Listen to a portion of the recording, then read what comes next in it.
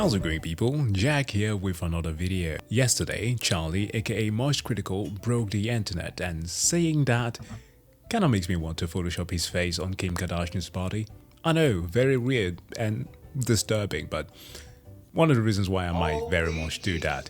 No, he was not to blame about the massive freak out that a lot of people had whilst trying to watch YouTube on their mobile devices and experiencing the app crashing out and not playing videos for a solid 10 minutes. It was likely some YouTube intern testing a new AI feature or whatever it might be, and the reaction of the whole of the internet to that thing might have some further implications about how our society reacts to these type of things, but that's for another discussion. With what regards one of YouTube's Jesus though, a few days ago, the man decided to turn off means of donation, gifts, memberships off of his Twitch channel, as well as other direct fan monetization features.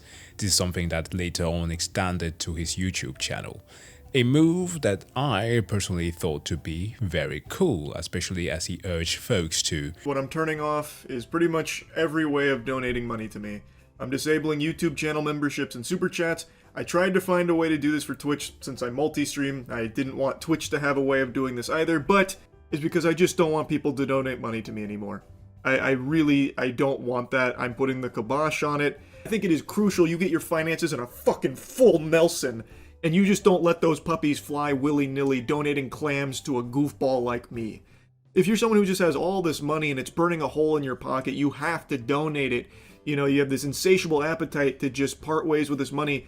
Donate it to a charitable cause instead. There are so many good charities doing extremely good work that could be benefited greatly from your contribution. This should have made a lot of people happy. That's not how we do things here, sir. I don't know about you, okay? I know that my audience is increasingly diverse, both geographically and demographically. But for those who might be too young to remember old school YouTube, back when the platform kinda looked like this, with the aspect ratio still being very squared, where cats playing the piano was like the greatest thing imaginable, and when Gay William Johnson, Ryan Higa and the likes were the top creators. Oh, and speaking of equals 3, I do believe that was the very first time that I encountered Charlie, as he was featured in one of Ray's videos doing some COD Let's Play of something of the sort. Regardless of which, back then monetization was hard. It was new, and those who so much as dared to have a sponsorship would be called sellouts. And I'm not talking about this in terms of, oh no, we happen to have shielded some product that was in fact very nefarious and screwed us over too. Honey, no, back then it felt like finding out that your favorite person was a grifter and you actually did something about it, unlike a lot of what we do today. We are so far removed from that seeing a sponsorship is second nature to us. Having a creator advertise their own product is normal. Begging your viewers to join your Patreon or YouTube membership is part of the course. I'm gonna slow down here a little bit so to make sure that people understand that most creators who rely on this do this because they have to. Dude or dudette who's going to be putting out a video a month that is well researched, well edited, well paced, full of personality, likely needs this if YouTube is their full-time job, and so to cover their expenses and that of their families. This is a must for a lot of creators to be able to survive. This also extends to a certain entertainment channel or whatever have you, but it has a limit. YouTube as a platform has been pushing creators to push more stuff onto their base. Subscribe to me here, watch my shorts. Every week, YouTube, for me personally, okay, the partner program wants me to learn how to make more effective shorts. They keep reminding me to turn on channel memberships, which I don't really want to. Perhaps because I don't quite know what type of exclusive content I will offer you for that, but also, what the hell would I want to gatekeep you from anything? And it's doubly bad when you know that membership videos are promoted way more than the free content that most people have likely subscribed to a channel to watch. Seeing YouTube, for me at least, evolve or rather devolve in the monetary department with this kind of stuff really sucks. And I know that it might be weird for someone like me to say this for a channel of my size. I can't exactly be considered that being like a small YouTuber anymore. Absolutely not. I have the plaque. But maybe that's because I have a warped view of what wealth is truly supposed to be. I don't need much. As long as I can cover my family's expenses, I'm good. If I need something, I save up for it, like basic stuff. And that's something that my channel right now can sustain me with. As an example here, have a gander at my analytics. At the end of this month, I'm going to be earning 37.8 thousand Danish crowns before taxes, and that's around $6,000. The average Danish salary, if you're looking at like the capital of, let's say, Copenhagen, right, it's around 48,000 Danish crowns, which is $7.5 US. And I'm pretty freaking certain that if I were to make like a search for that in the US, it would be lower, like extremities like California, Washington, or perhaps New York will have around the same amount that I'm making right now. And this is the amount that a full-time employee is supposed to be making. And way more than I would now were I still in academics. But with rent prices, grocery and other expenses not stagnating but keep on growing, you understand why it becomes a requirement for a lot of people to have a second means or some extra cash free to sustain them.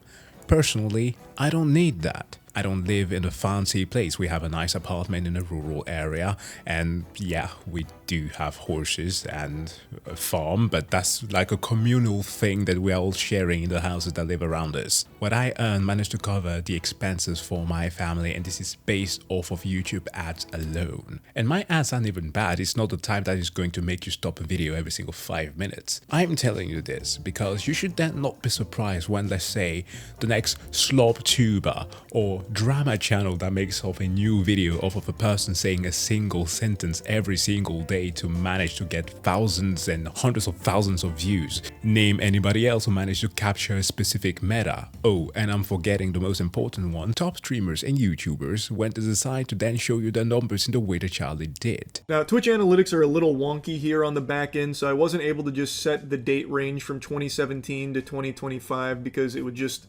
freeze. It would just have a conniption. I bet the Twitch HQ server just fucking caught flame with me trying to do that, so I had to break it up into chunks.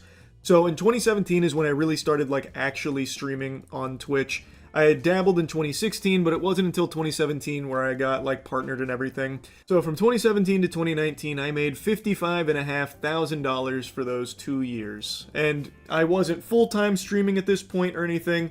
It was just a bit of goofing around, having some fun, and it brought in $55,500. From 2019 to 2021 is when I took it a lot more seriously. As you can see, my time streamed went from 600 hours on the 2 years to 3,600 hours, and I made $1.2 million for those 2 years.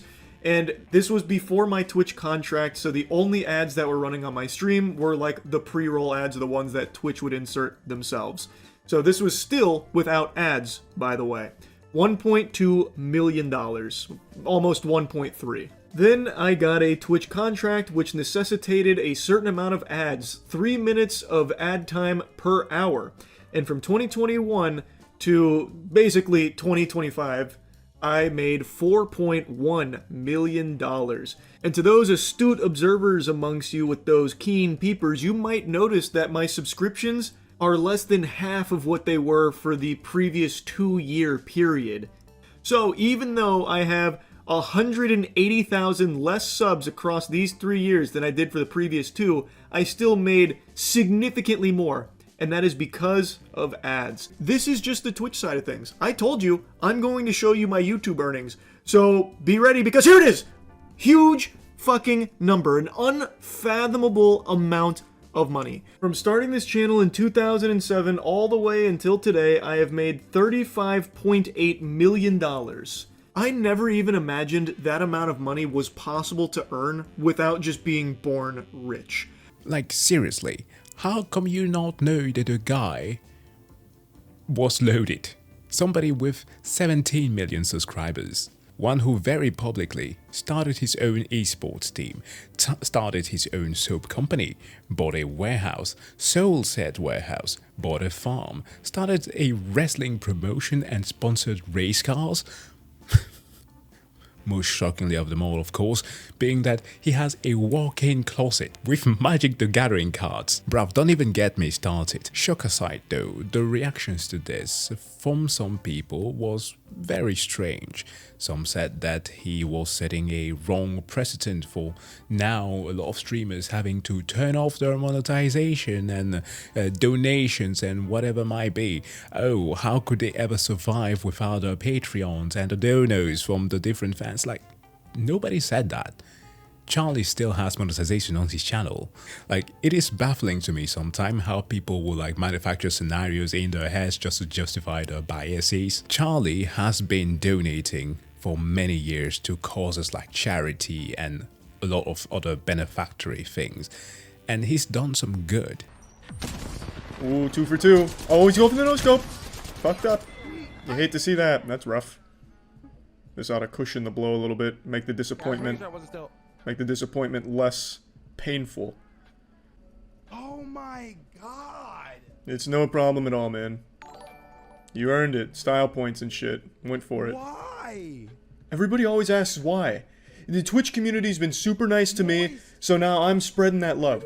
I'm spreading it like that streamer who spread her pussy and asshole on stream, except instead of goatseeing myself, I'm fucking spreading the cheeks of my wallet apart. And I know that I might be getting a little bit too much into his character rather than anything else here, but like the kill retention video that I made some time ago, a thing that I progressively gotten better at the older I got was to be more empathetic and considering, especially when it comes to nuances. A younger me, as an example, would have seen many of the big creators with massive audiences and wondered, why the hell are you bitching and asking for more, especially when you have a cushy job that is going to provide you generational wealth? Something that you won't ever even be able to waste. And part of me, granted, still does that to a certain degree. When a creator, for example, in my niche of interest, is branded to provide them to provide like free education and then starts making subpar or to straight up incorrect content whilst trying to shield me off of the platform to what they've created themselves. Like, girl, what? But the idea of a person who consistently gets accused of having like milquetoast opinions and always trying to go for the popular cases that everybody agrees on, but does so not because they search for the relatability factor, but rather strive to be good, is admirable. That in the least should be something that people should strive towards. Like, I won't lie, Charlie occasionally says things that makes him seem to be a little bit sheltered from a lot of people's realities. Yes, he's a Florida man, but still, like a lot of creators, myself included, you've heard me talk about inequities in the US while sitting here in a country that does not have half the shit problems that you have. Still, for a creator of his stature, which is kind of funny because he's short, or level of popularity, in the commentary space especially, it kind of makes me want to respect him when he does stuff like this. And I think him turning off these features and urging people to spend their money a bit more wisely is a good thing. People should stop getting their pants in a bunch about that. And that especially when the criticism against this objectively good behavior comes from nerds. When did we become so mean? Like, seriously, I want to have a discussion about when it was that nerds became assholes. But that is going to be for another video. Anyways, Charles is finally rich enough to be able to call an ambulance without feeling remorse, so that's a good thing. And people should be spending the money a lot more wisely. That's the video. Let me know your thoughts in the comment section below. Wish you all to have a wonderful day. Take care of yourselves and see you guys in the next one. Bye.